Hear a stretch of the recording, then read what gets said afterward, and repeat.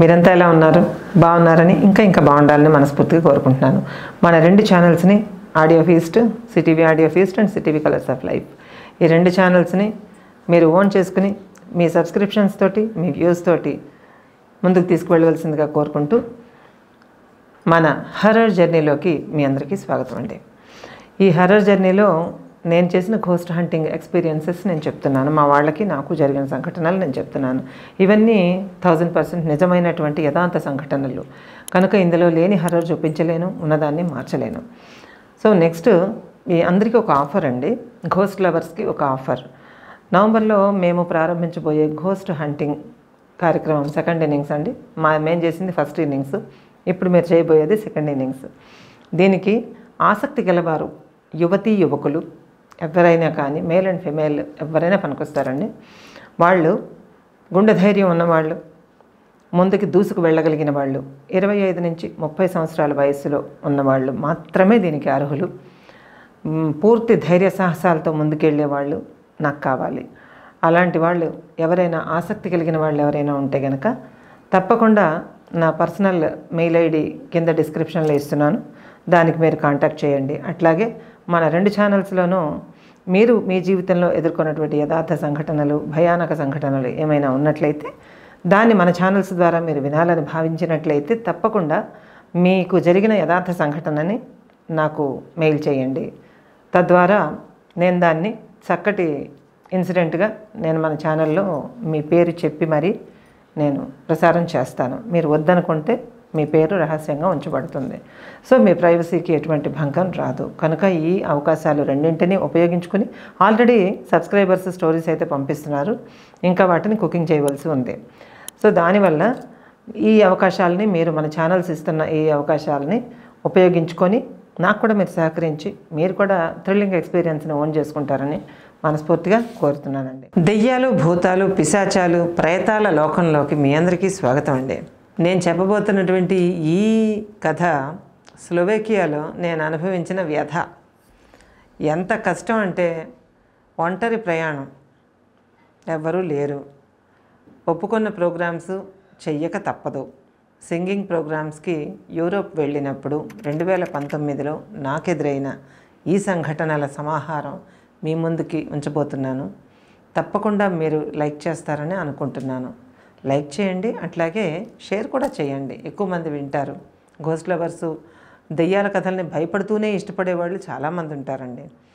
So ఈ స్లోవేకియాలో నేను ఎదుర్కొన్న ఈ సంఘటన, ఆ ఇంపాక్ట్ నుంచి నేను బయటపడి షో చేసి రావడం అనేది నాకు అచీవ్మెంట్ అని నేను అనుకుంటున్నాను. ఎందుకంటే అంత ఈజీ కాదు, విన్నాక మీరే ఒప్పుకుంటారు.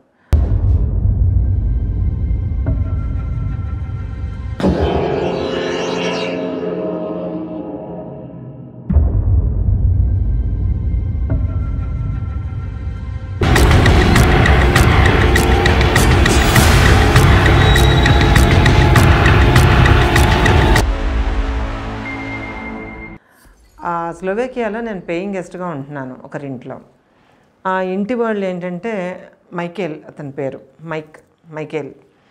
అతను నాకు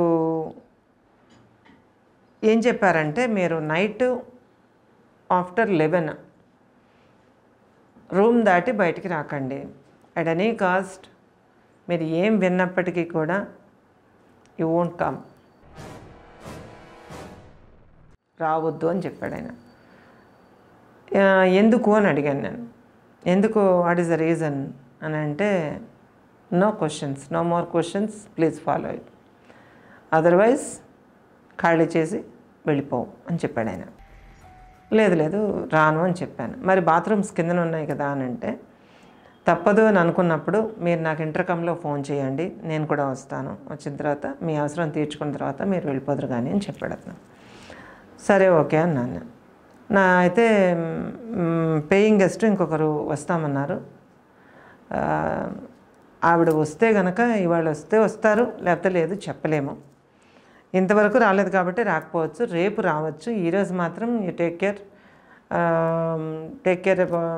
కేర్ యువర్ సెల్ఫ్ అండ్ చాలా జాగ్రత్తగా ఉండని చెప్పారు ఆయన. ఎందుకు అనంటే, ఈ మధ్యకాలంలో ఎక్కువగా పారానార్మల్ ఇన్సిడెంట్స్, కొన్ని సూపర్ న్యాచురల్ ఇన్సిడెంట్స్ జరుగుతూ ఉన్నాయి ఈ చుట్టుపక్కల 4-5 హౌసెస్లో. అందుకే నేను చెప్తున్నాను అని అంటే నాకు ఉత్సాహం వచ్చింది. సరే చూద్దాం ఇదేంటో అని. అంటే ఐఎమ్ ఆల్సో పారానార్మల్ యాక్టివిస్ట్ అన్న. అంటే అవునా, అలా అయితే నాకేదైనా అవసరం అయితే మిమ్మల్ని పిలుస్తాను, అంటే దెన్ మీరు హ్యాపీగా నిద్రపోండి, మీరు కిందకి రాదలుచుకుంటే మాత్రం డెఫినెట్గా నాకు చెప్పండి అన్నారు. ఓకే అన్నాను. నైట్ డిన్నర్ అయిపోయిందండి 7 o'clockకి. డిన్నర్ అయిపోయిన తర్వాత కొంతసేపు ఆయన ఏమో టీవీ ఏదో చూశారు, ఏదో సంథింగ్. ఆయన అట్ ది ఏజ్ ఆఫ్ 45 అట్లా ఉంటాయి. అతను ఆ తర్వాత అతని పనులేవో అతను చూసుకుంటున్నారు. నేనేమో మర్నాడు ప్రోగ్రామ్ గురించి నేను ప్లాన్ చేసుకుంటున్నాను, ఇంటికి మాట్లాడుకుంటున్నాను. నాకు మీద రూమ్ ఇచ్చారు, నేను వెళ్ళిపోయాను. వెళ్ళిపోయి ఇక్కడలాగా ఊరకనే కబుర్లాడుతూ కూర్చోవడం అనేది ఉండదండి, ఎవరు పనులు చేసుకుంటారు. అట్లాగే నాకు రూమ్ ఇచ్చారు, నేను వెళ్ళాను. నా రూమ్లో వెళ్ళగానే నాకు ఎందుకో చలిగా అనిపించింది. అక్కడ వాతావరణమే చలిగా ఉంది. సరే ఎందుకైనా మంచిదని చెప్పేసి హీటర్స్ ఆన్ చేసే ఉన్నాయి, అయినా కూడా కొంచెం చలిగా ఉంది. చలిగా ఉంటే దుప్పటి కొంచెం కప్పుకొని మంచం మీద కూర్చున్నాను. మంచం మీద కూర్చుని మరుసటి రోజు ప్రోగ్రాం గురించి ఆలోచించుకుంటున్నాను. ఏమేం పాడాలి, ఎలాగా నన్ను నేను ఎలా అడ్రస్ చేసుకోవాలి, ఎట్లాగా ఇంప్రెసివ్గా మాట్లాడాలి అనేది ఆలోచించుకుంటున్నాను నేను. గతసారి వచ్చిన వాళ్ళు ఈసారి ఉంటారు, జనరల్గా ఫ్రెండ్స్ వస్తూ ఉంటారు. ఏం మాట్లాడుకుంటాను, ఎలా మాట్లాడుకుంటాను అనేది నేను చెప్తున్నానండి. నేను ఆలోచించుకుంటున్నాను, చెప్పటం కదా సారీ, ఆలోచించుకుంటూ కాలం గడుపుతున్నాను. మా ఇంటికి ఫోన్ చేసుకుంటున్నాను, నా పనులు నేను చేసుకుంటున్నాను. మరుసటి రోజు డ్రెస్ ఇస్త్రీ చేసుకోవాలనిపించింది నాకు. బ్లౌజు కొంచెం ముడతలుగా ఉన్నట్టు అనిపించి శారీయే కంపల్సరీగా కట్టుకోవాలి ఇండియన్ ట్రెడిషన్ ప్రకారంగా. ఆ శారీ తీసి పెట్టుకున్నాను. శారీ బాగానే ఉంది. బ్లౌజ్ ఇస్త్రీ చేసుకుందామని చెప్పి ఇస్త్రీ పెట్టే ఎక్కడ ఉంది, ఐరన్ ప్లేస్ ఎక్కడ అని మనలాగా అన్ని ఇళ్లల్లో పెట్టుకోరండి, ఒక్కో చోట ఒక్కో ప్లేస్ పెట్టుకుంటారు. జనరల్గా వాష్రూమ్లోనే ఒక సైడ్ ఉంటుంది, వాష్రూమ్లోనే ఒక సైడు ఐరన్ చేసుకునే ప్లేస్ ఉంటుంది. అలాగా అక్కడ ఐరన్ ఎక్కడుంది అని అడిగితే వాష్రూమ్లో ఉంది అని చెప్పాడు అతను. అంటే నేను నా 2 బ్లౌజులు ఎందుకైనా మంచిది 2 బ్లౌజులు తీసుకెళ్ళిపోదామని చెప్పి 2 బ్లౌజులు తీసుకెళ్ళి వాష్రూమ్లోని లైట్లు వేసుకున్నాను. లైట్లు వేసుకొని బల్ల ఓపెన్ చేసి పెట్టుకుని ఐరన్ ఆన్ చేశాను. ఆన్ చేసి చేసుకుంటున్నానండి. పట్టు బ్లౌజ్ అవడం వల్ల నెమ్మదిగా తక్కువ వేడి మీద చేసుకుంటుంటే పక్కన పెట్టి నా చెవి దగ్గర వేడిగా ఏదో అన్నట్టు అనిపించింది. అని వినిపించేటప్పటికి ఒకసారి ఆగాను. నేను ఆగి అటు ఇటు చూసి మనకెందుకని చెప్పి మళ్ళీ ఐరన్ చేసుకుంటుంటే ఈసారి ఈ చెవికి మా కొద్దిగా చెవి మారింది, ఫోర్స్ పెరిగింది. అయిన తర్వాత అనుకుని జుట్టు కొంచెం పొట్టిగా ఉండేది అప్పుడు, అది కొంచెం మీదకి ఇలా పెట్టేసి రబ్బర్ బ్యాండ్ పెట్టేసి పైకి చిన్న దీనిలాగా పోనీటైల్ లాగా పెట్టేసుకుని మెడ మీదకి ఇలాగా వేలాడుతుంది అన్నమాట. జుట్టు వేలాడుతుంది, తగులుతుంది, మెడ మీద తగులుతుంది. నేను గబగబా ఐరన్ చేసుకుని పోదాం, నాకు ఎందుకు వచ్చిన గోల్ అని చెప్పి ఐరన్ చేసుకుని 2 బ్లౌజులు ఐరన్ చేసేసి హ్యాంగర్కి తగిలించేసి అక్కడ హుక్కు పెట్టేసి మళ్ళీ అన్ప్లగ్ చేసేసి ఎలాగో వచ్చాను కదా, మళ్ళీ ఇతన్ని లేపడం ఎందుకు, ఒకసారి వాష్రూమ్కి వెళ్ళి వచ్చేద్దామని చెప్పేసి లోపలికి వెళ్ళి అద్దం దగ్గర నిలబడి అద్దం దగ్గర ఒకసారి ఇలా అనుకుని ఇలా చూసేటప్పటికి అక్కడ నా మొహమే కదండి కనిపిస్తుంది, నా మొహమే కనిపించింది. కానీ సీరియస్గా చూస్తుంది నా వైపు, నా మొహమే నేనే సీరియస్గా చూస్తాను. నేనేమో ఒక్కోసారి అద్దంలోకి నైట్లో చూస్తున్నప్పుడు ఒక్కోసారి దగ్గరగా ఇలా చూసుకుంటాను అనమాట, అన్న రింకిల్స్ వచ్చినాయా లేకపోతే ఎలా ఉంది నాకు అని. ఈ కాన్షియస్నెస్ కొంచెం ఎక్కువ. చూసుకుంటున్నాను నేను. చూసుకుంటుండి గోరువెచ్చగా నీళ్ళు వస్తుంటే ఇలా అనుకొని ఇలా చూసుకుంటున్నాను రేపు ఏం చేయాలి అని. నేను తల తిప్పుతున్నప్పుడు అక్కడున్న మిర్రర్ ఇమేజ్ కూడా తల తిప్పాలి కదా, అది తల తిప్పట్లేదు అని చూస్తాను. అప్పుడు నాకు అర్థమైంది ఏదో సమ్ నెగటివ్ ఫోర్స్ ఇక్కడ నాతో మొదలుపెట్టిందని. వెంటనే టక్కన లైట్ ఆపేసి బయటకు వచ్చేసి తలుపు లాక్ చేసేసాను. అక్కడ ఆయన నిలబడి ఉన్నాడు. ఆయన నిలబడి good night sir, good night అంటే are you finished your iron? Yeah. Unplug చేశారా? యా. ఓకే. ఇంకా పైకి వెళ్ళిపోయాను. పైకి వెళ్ళిపోయిన తర్వాత నేను ఎంత షాక్ తిన్నానంటే, నా 2 బ్లౌజులు అక్కడ నేను తగిలించి వచ్చాను కదండి, హ్యాంగర్స్కి తగిలించి వచ్చాను. ఆ 2 ఇలాగ మడత పెట్టి నా మంచం మీద పెట్టి ఉన్నాయి, బెడ్ మీద. నేను తెచ్చుకున్నానా పెట్టానా నాకు అర్థం కాలే. అక్కడ తగిలించడం వరకు అయితే నాకు 100% గుర్తుంది. నేనే తెచ్చుకుని ఉంటానేమో అని నాకు నేనే సర్ది చెప్పుకున్నాను. సర్ది చెప్పుకొని ఇలా అయితే మళ్ళీ మామూలు అయిపోతాయని చెప్పేసి కబోర్డ్లోంచి మరో 2 హ్యాంగర్స్ తీసి అందులో పెట్టేశానండి. పెట్టేసి ఆ క్లోజెట్లోంచి హ్యాంగర్స్ తీశాను, మళ్ళీ ఆ క్లోజెట్లో పెట్టేశాను. పెట్టేసి ఇంకేంటి కిటికీలోంచి బయటికి చూస్తున్నాను. బయటికి చూస్తుంటే దూరంగా నగరం కనిపిస్తుంది. ఫస్ట్ ఫ్లోర్ కాదు, సెకండ్ ఫ్లోర్ నాదే. దూరంగా నగరం కనిపిస్తుంది, చూస్తున్నాను. పాటలు పాడాలన్న ఆతృతలో ఎక్కడి నుంచి అక్కడికి వచ్చాను నేను. ఎక్కడ శ్రీకాకుళం, ఎక్కడ ఇండియా, ఎక్కడ శ్రీకాకుళం, ఎక్కడ మా ఇల్లు, ఎక్కడ స్లోవేకియా, ఎక్కడి నుంచి ఎక్కడికి వచ్చాను, ఒక్కదాన్ని వచ్చాను. నిజంగా కళల మీద ఉన్న ఇంట్రెస్ట్ మనిషిని ఎక్కడికైనా నడిపిస్తుంది నిజంగానే అనుకున్నాను. నాకు నేనేదో ఆలోచించుకొని అక్కడ కిటికీ లాంటిది ఏదో ఉంటే ఫ్రేమ్ ఉంటే ఫ్రేమ్ మీద ఇలా 2 చేతులు పెట్టుకుని ఆలోచిస్తున్నాను. ఆలోచిస్తూ ఉంటే అని గొంతు సవరించుకున్నారు ఎవరో. టక్కున వెనక్కి తిరిగి చూస్తే అక్కడ ఎవరు కనిపించలేదు. సర్లే ఏదో నా భ్రమ అయ్యి ఉంటుంది, నేనే అనుకున్నానేమో కూడా నాకు తెలీదు. అక్కడ కిటికీ దగ్గర వేసేసి కర్టెన్స్ వేసేసి లైట్ డిమ్ చేసేసి తగ్గించేసుకొని ఇంకా పడుకుందాంలే. అంత మెత్తటి పరుపు మీద పడుకోవడం అన్నది నాకు చాలా ఎలర్జీ అండి. మెత్తగా ఉంది, ఫోమ్ బెడ్ మెత్తగా ఉంది. అలాంటి దాని మీద పడుకోవడం నాకు పెద్దగా నచ్చదు. నేను ఎక్కడికి వెళ్ళినా ఏ సోఫాలోనో పడుకుని అడ్జస్ట్ అయిపోతాను నేను. సోఫాలు అయితే కాస్త గట్టిగా ఉంటాయని. ఎందుకు ఈ బాధలని, ఇంత మెత్తగా పడుకుంటే ఒక అరడుగు లోపలికి దిగిపోయి ఎందుకు అంత సుఖం అవసరమా?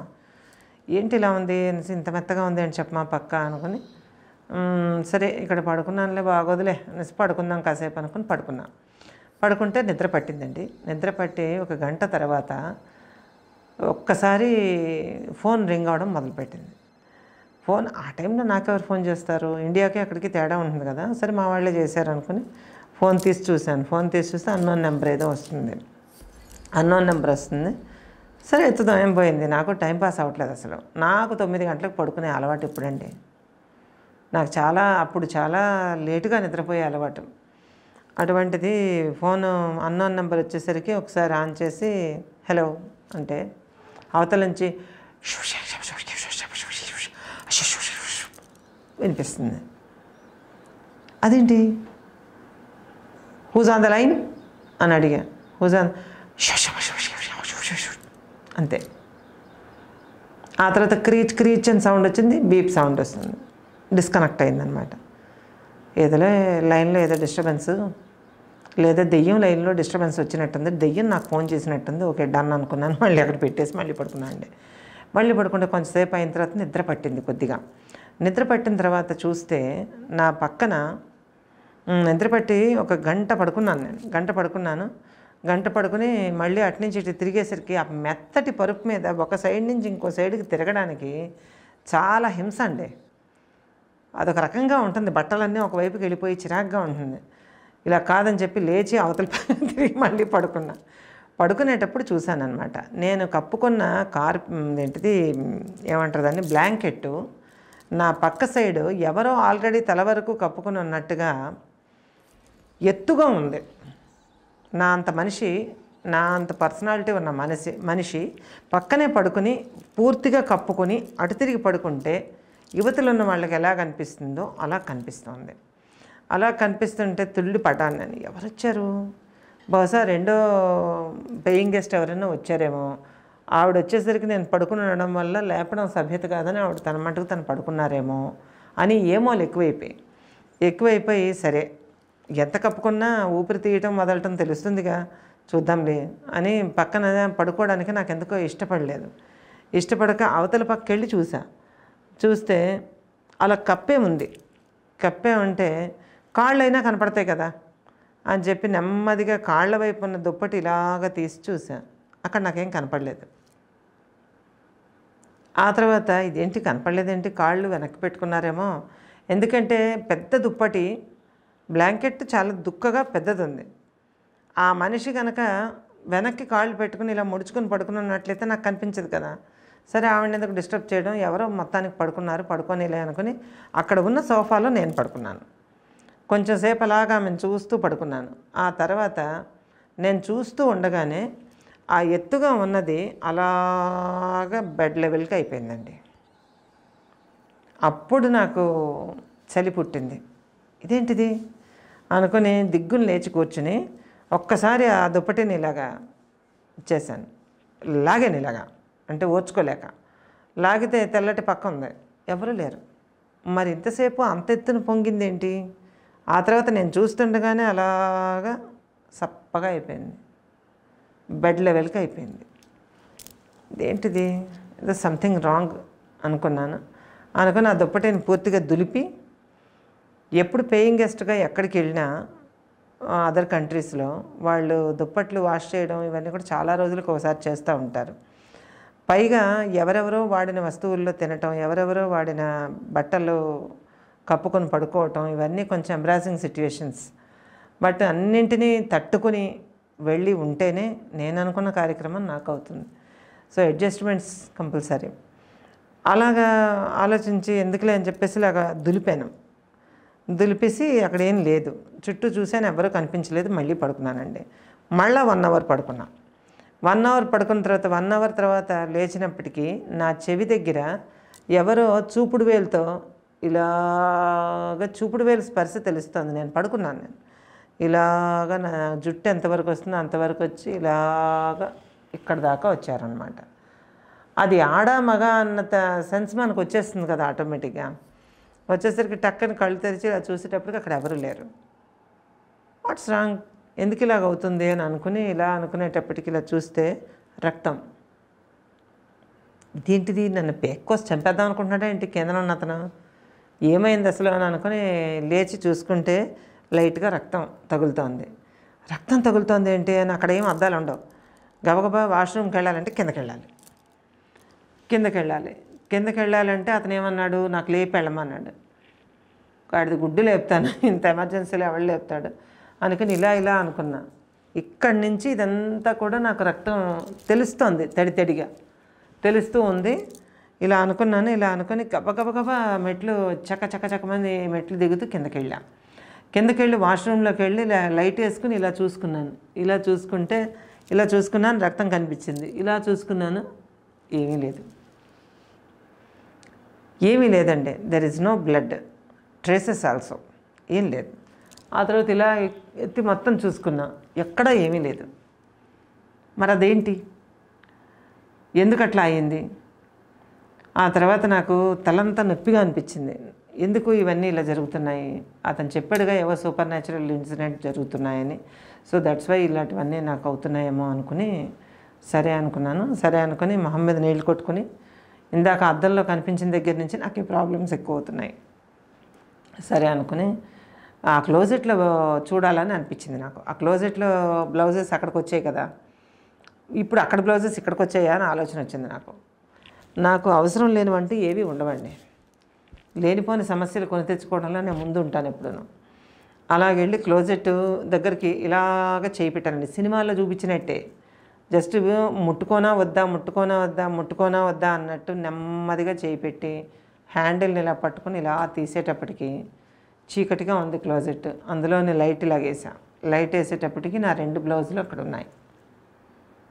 ఆ 2 బ్లౌజులు నేను ఎలా తగిలించానో అలాగే ఉన్నాయి. ఒక్కసారి నాకు ఒళ్ళు జలధరించింది, గూస్ బంప్స్ వచ్చినాయి. ఆ తర్వాత జాగ్రత్తగా లైట్ ఆఫ్ చేసి మళ్ళీ క్లోజెట్ మూత వేసేసి మిగతా లైట్లు ఆఫ్ చేసి పైకి వస్తుంటే ఎవరో అని పిలిచారు. కెన్ యూ హియర్ మీ?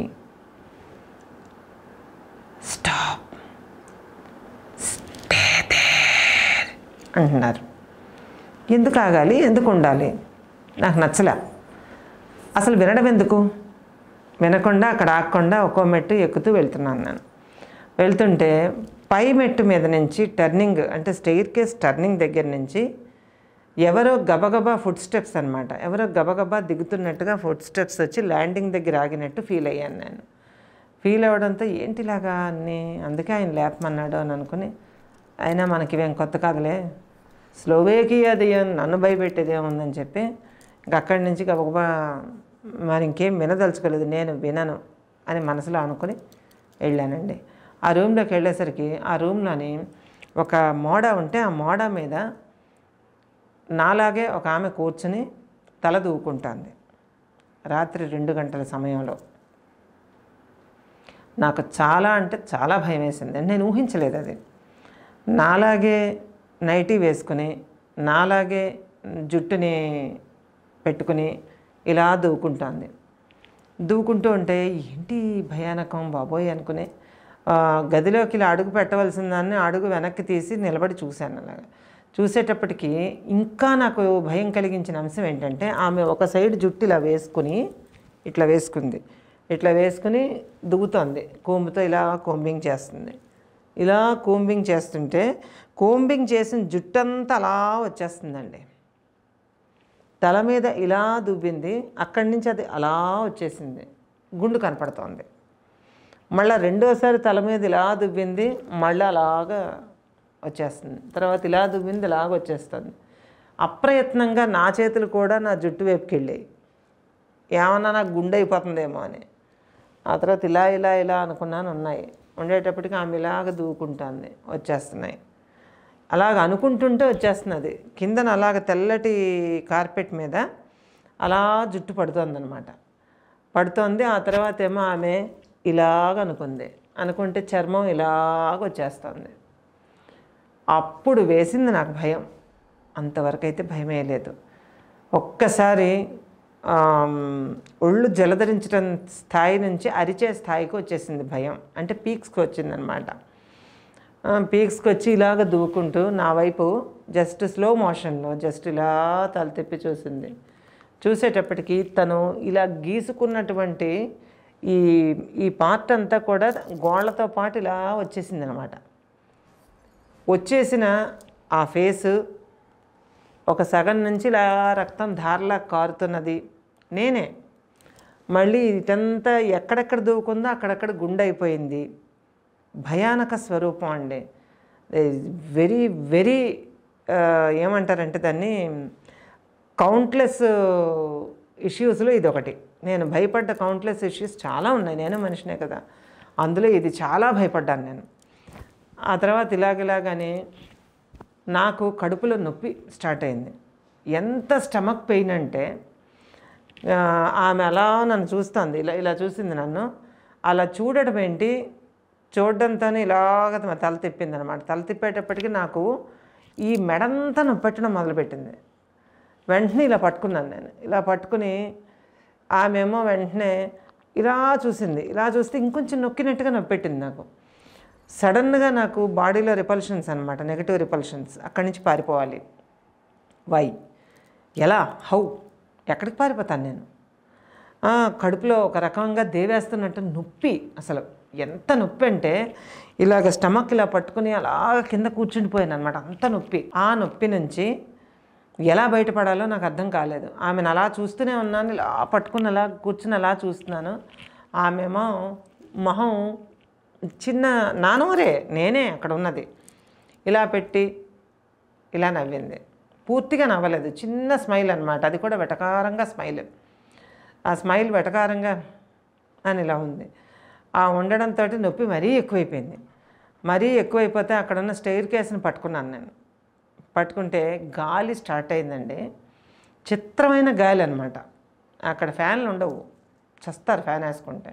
ఫ్యాన్లు ఉండవు, హీటర్లే ఉంటాయి. అది ఎక్కడి నుంచి గాలి వస్తుందో తెలియదు. ఆ గాలికి నేను కొట్టుకెళ్ళిపోతానేమో అన్న భయం కలిగింది నాకు. ఒక పక్క స్టమక్ పెయిన్, ఒక పక్క భయం, ఇంకో పక్క స్టెయిర్ కేస్ని గట్టిగా పట్టుకున్నాను నేను. గట్టిగా పట్టుకుని నాకు ఆ టైంలో దేవుళ్ళు గుర్తురాలేదు, దెయ్యాలు గుర్తురాలేదు, ఎవ్వరూ గుర్తురాలేదు నాకు. మా నాన్న గుర్తుకొచ్చారు. నేను కానీ ఇక్కడ ఏదైనా అయితే మా నాన్నని చూసుకునేది ఎవరు అని అనిపించి నన్ను నేను కుదురుపరచుకోవడానికి ప్రయత్నిస్తుంటే ఆ ఇంటికి ఆయన నాకు ఇచ్చిన రూమ్ ఇచ్చిన ఆయన గబగబా బయటకు వచ్చాడు. అతను బయటకు వచ్చాడు. బయటకు వచ్చి నా నా కండిషన్ చూసి అతను తెలుసుకున్నాడు. ఆల్రెడీ అతనికి అర్థమై వుడెన్ క్రాస్ ఒకటి పట్టుకొని వచ్చాడు. ఇంత వుడెన్ క్రాస్ పట్టుకొని వచ్చాడు. పట్టుకొని వచ్చి ఇలాగ గాల్లోకి ఇలా చూపిస్తుండి వచ్చి నన్ను ఒక చేత్తో ఇలాగ లేపాడు అనమాట. చాలా బలిష్ఠుడు. ఓ చేత్తో నన్ను సపోర్ట్ ఇచ్చాడు. నేను లేచాను. కడుపులో నొప్పి ఉన్నది బాగాను. ఆ తర్వాత అతను లోపలికి వెళ్ళాడు. అక్కడ ఏమీ లేదు. నాకు కనిపించిన దృశ్యాలు ఏవి అక్కడ లేవు. మొత్తం గదిలో 4 వైపులా క్రాస్ చూపించిన తర్వాత కమ్ అన్నాడు. అంటే నాకు వెళ్ళడానికి ధైర్యం చాలలేదు. మళ్ళీ ఏం చూడాలో, ఈ పెయిన్ వచ్చేస్తుందేమో, మర్నాడు ప్రోగ్రాం పాడైపోద్దేమో అని ఒకటి పాటల గురించి పిచ్చి తప్ప ఇంకోటి లేదు అనుకుంటే నో ఇష్యూస్ కమ్ అన్నాడు అతను. అంటే వచ్చాను. నేను వచ్చి కూర్చోండి, నేను ప్రేయర్ చేస్తాను అన్నాడు. అంటే పర్వాలేదులేండి అన్నాను. అంటే పర్వాలేదు, మీరు భయపడుతున్నారు అని అంటే అవును ఇలా జరిగిందని మొత్తం చెప్పాను. నేను చెప్తే అతను కూడా విస్తుపోయాడు. ఇదేంటి ఇంత జరిగిందా అన్నాడు. అవును అన్న తర్వాత సరే, సాతాన్ ప్రభావం చాలా ఎక్కువగా ఉంది, అందువల్ల మీరు మీకు అభ్యంతరం లేకపోతే ఈ క్రాస్ పక్కన పెట్టుకుని పడుకుంటారా అన్నాడు. అని అంటే ఆల్రెడీ నేను పారానార్మల్ యాక్టివిస్ట్ అండి, నాకు భయం లేదు, కాకపోతే ఈ పెయిన్ వచ్చినందువల్ల నేను భయపడుతున్నాను. తర్వాత నేను ఊహించిన అన్ఎక్స్పెక్టెడ్ దృశ్యాలు చూడడం వల్ల కూడా నాకు భయం కలుగుతోంది. అంతే తప్పించి ఇంకేం లేదు, పెట్టండి, నాకేం ప్రాబ్లం లేదు, నాకు అలాంటి ఇబ్బందులు ఏం లేవు, మీరు పెట్టండి, నేను పడుకుంటాను అన్నా. అంటే మీకు అభ్యంతరం లేకపోతే మీరు నిద్రపోయే వరకు నేను కూర్చుంటాను అన్నాడు అతను. సరే కూర్చోండి అంటే బైబిల్ చదువుతాను, మీకు పర్వాలేదా అని. ఈ బైబిలే చదువుతారో ఏం చదివినా నాకు పర్వాలేదు, మీ విశ్వాసాల ప్రకారం మీరు చేయండి, నాకేం ఇబ్బంది లేదు, నేను మీరున్నారు అనే ధైర్యంతో నేను నిద్రపోతాను. భగవంతుడు ఆల్వేస్ మనల్ని చూస్తూనే ఉంటాడు. ఒక్కొక్కసారి ఒక్కొక్కలా ఉంటాయి, నో ప్రాబ్లం, నేను పడుకుంటాను, మీరు వెళ్ళండి అన్నాను నేను. ఆయన ఏం చేశాడు, నేను పడుకున్న మంచానికి వెనకాతల ఆ క్రాస్ని పెట్టేసి సరే హ్యావ్ ఎ నైస్ స్లీప్ అని చెప్పేసి వెళ్ళిపోయాడు అతను. ఆ తర్వాత నేను నెమ్మదిగా సిచ్యువేషన్ని మర్చిపోవడానికి ప్రయత్నం చేస్తూ మరొక హాఫ్ అన్ అవర్లో నిద్రపోయానండి. నిద్రపోయిన తర్వాత నాకు ఎటువంటి ఇబ్బందులు నాకేం కలగలేదు. ఆ రూమ్లో నాతో పాటు ఉన్న మరొకరు మసులుతున్న ప్రెజెన్స్ మాత్రం నేను ఫీల్ అవుతూనే ఉన్నాను నైట్ అంతా. మార్నింగు 8 o'clockకి లేచాను నేను. 8 o'clockకి లేచినప్పటికే అక్కడ తడి ఫుట్ ప్రింట్స్ ఉన్నాయి. తడిగా బాత్రూంలోంచి ఎవరు ఎందుకుంటాయండి, అది మొత్తం వుడెన్ ఫ్లోరింగ్. బాత్రూమ్ నేను ఇంకా వాడలేదు, కానీ మంచం దగ్గర నుంచి నాకు సెకండ్ సైడ్ నుంచి ఎక్కడైతే అది కనిపించిందో అక్కడి నుంచి ఫుట్ ప్రింట్స్ అప్పుడే నీళ్లల్లో ముంచి తీసినట్టుగా ఉన్న అడుగులు ఎక్కడి దాకా వెళ్ళాయి అని అంటే బయట వరకు వెళ్ళాయి అన్నమాట. అంటే ఆ రూము డోర్ దగ్గర నేను రాత్రి పడిపోయిన వరకు వెళ్ళాయి. అక్కడి దాకా మెట్ల మీద నాకు కూడా కనపడ్డాయి కొన్ని. చూసి దిగి వెళ్ళిపోయింది కావాలో అనుకున్నాను నేను. ఆ ఫుట్ ప్రింట్స్ అలాగా నేను చూస్తూ ఉండగానే అలాగా డిసపియర్ అవుతున్నాయి ఒక్కొక్కటి. అదొకటి నేను చూసిన వింతల్లో ఒకటండి. ఎంత భయం కలిగిందంటే ఆ రోజు నేను మర్చిపోలేని సంఘటన ఇది మాత్రం. సో ఇదండి స్లోవేకియాలో నేను ఎదుర్కొన్నటువంటి paranormal and fearful terrifying incident.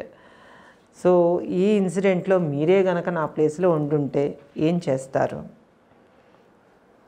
ఒకవేళ ఆ వ్యక్తి నాకు సహాయం వచ్చినా రాకపోయినా నేను ఎదుర్కోవడానికి సిద్ధంగానే ఉన్నాను.